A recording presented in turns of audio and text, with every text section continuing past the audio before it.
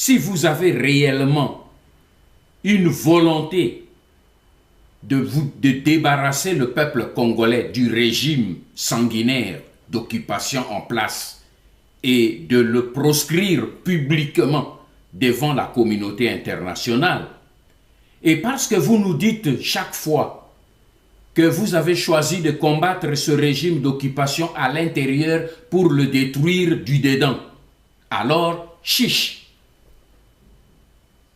Je prends le peuple congolais à témoin. Je vous demande d'abord d'abandonner vos opérations fallacieuses de ville morte et de décréter plutôt à la place une grande opération, institution morte en République démocratique du Congo, et cela jusqu'à la chute du régime sanguinaire de Kabila, suivi du départ définitif de toutes les personnes étrangères, civiles et militaires, qui ont infiltré les institutions de la République. Pour être plus clair, je vous invite à démissionner de toutes les fonctions officielles que vous exercez au sein des institutions politiques et judiciaires du pays, présidence, Parlement, Sénat, gouvernement, entreprise, justice. Ce geste-là, à lui tout seul, est capable d'arrêter à court terme la machine infernale de l'occupation et faire tomber le régime d'occupation en place à Kinshasa avec l'appui du peuple congolais tout entier, sa jeunesse, son armée et sa police. Je précise ici que nous ne décrétons pas aucune opération contre les peuples des 9 pays voisins qui nous entourent, loin s'en faut.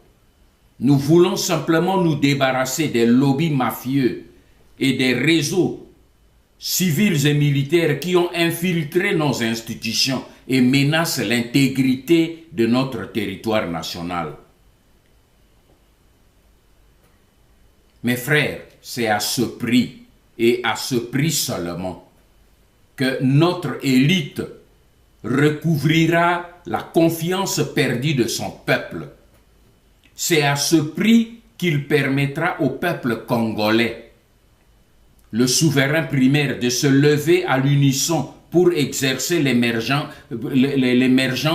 d'un état de droit et d'un pouvoir congolais réellement authentique, souverain et juste. Et c'est alors que la classe politique congolaise pourra s'atteler à organiser d'abord un recensement pour identifier tous les Congolais afin de permettre l'organisation des élections réellement démocratiques pour jeter les bases du développement intégral de notre beau et grand pays. C'est pour cette raison que je termine en m'adressant au peuple congolais, aux souverains primaires, aux militants de base de toutes les formations politiques de la République. Quelles que soient vos divergences internes, vos convictions idéologiques ou religieuses, je vous demande de mettre vos leaders politiques à l'épreuve pour savoir s'ils se battent réellement pour vous et pour notre mère patrie, la RDC.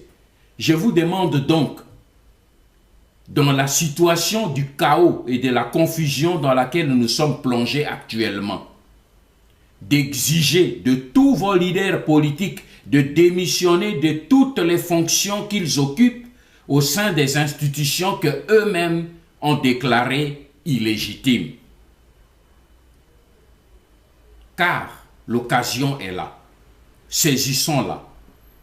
Si tous les politiciens congolais qui disent qu'ils aiment leur pays démissionnent en bloc aujourd'hui de toutes les institutions déclarées illégitimes, toute la machine s'arrêtera en RDC. Le Parlement, le Sénat, le gouvernement ne seront plus fonctionnés et la communauté internationale n'y pourra rien, car le pays sera totalement paralysé. Et la classe politique congolaise de l'opposition aura ainsi le mérite d'avoir contribué à dégager le chemin au souverain primaire pour mener une action populaire devant conduire au recouvrement de sa souveraineté perdue. J'espère de tout mon cœur que vous relèverez ce défi-là. Que Dieu vous bénisse et que Dieu bénisse le Congo. Ingeta.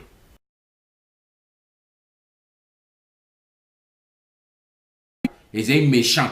Il y a un peuple à sa ville morte, alors que ma maman, il faut qu'elle n'azande pour aller à Napokwa. Il faut t'attaquer dans la ville pour aller à Napokwa. Ou il y a une ville morte, le lobby d'anini, et c'est méchant. Toti kanan ville morte. Ngana sengi bino, parce que ba institution, oyo bino lobby ezali, ils sont sous légitimité. Alors, tout décréter, bino nyosobo décréter dans nos institutions mortes. Pas ville morte, institution morte. Pas illégitime. C'est-à-dire, bo bima, bo démissionner dans le binoyos. Nakati ya ba institution wana. To bima nakati. Eza na présidence na no kuneze ya ba Rwandais na ba collabo ba tondi kuna. Donc mais kuna te me parlement, sénat, gouvernement, ba entreprise. So ki lelo yoboye parlement na nini na sénat bino nyonso bo bi boze de l'opposition bi to démissionner. Tobimi, ben institution ana ezali illégitime po bino lobi eze illégitime. Bo elo koni bo sa na kati. Bo bima ko. Sika so bino nyonso bo bimi. Mais ben institution ana ko kweyat. Mboke ko za bloqué, régime ya bango ko za bloqué. Et sika véritable crise ko salema pour que peuple a telema likolo, armée telema, police a telema.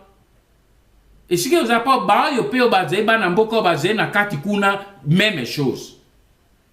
Parce que nyonso ba institution ya bango nyonso komi illégitime. Tala sika to koma na vrai problème wana parce que sikoyo boye tozeinde na tozui occasion yango wana epesa meli biso. Occasion monene wana epesa meli biso que to bloquer toutes les institutions. Alors ce qui bino bolobio ya solo biso toye na kati poto comme bozo boloba canabiso oh le verre il faut être dans le fruit pour le manger. Bon d'accord. Donc 10 000 quoi boze na kati ya fruit c'est le moment. Ce qui bolé qui occasion na boye bisanga occasion ni bobozana ngo lisusu. Pour les lois boye na bino na mindele na communauté internationale tout le monde va dire que les institutions étaient sous la valeur te. Mais bobi manakati. Bobima boya tomitié sika moko eko sala sanza moko te eko sala sanza mibale te nyose ko kweya soki ekweya en ce moment biso bana mboka biso moko to bandi na ko sala recensement liboso tokei ko sala na no recensement to yeba ba congolais baza banani pe toza combien soki to miyebi na kati na biso poto ze ko sala te poto bengana ba peuple yo bazé ba peuple voisin non biso ze na problème na ba peuple ya 9 pays voisins te tozali ko combattre ba lobby pe ba réseau civil et militaire politique oyo infiltrer ba institution na biso pona ko déstabiliser pe pona ko détruire souveraineté na biso.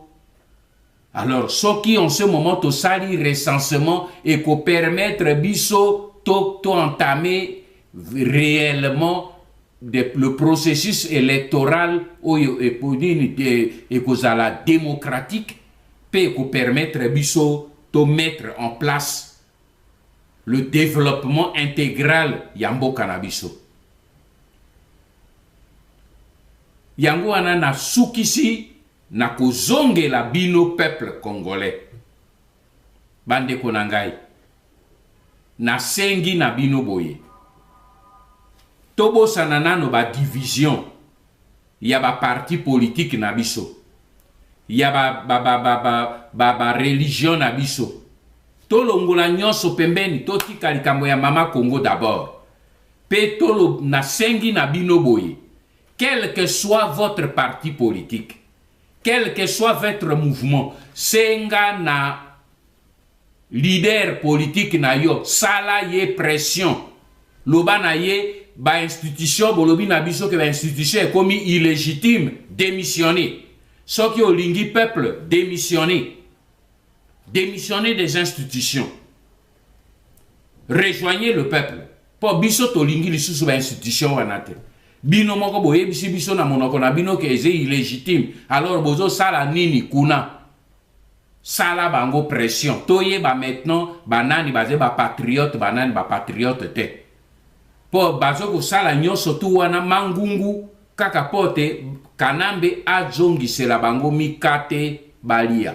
Dès que mikate komi na monoko, comme balobaka na français, on ne parle pas la bouche pleine, bakangi monoko.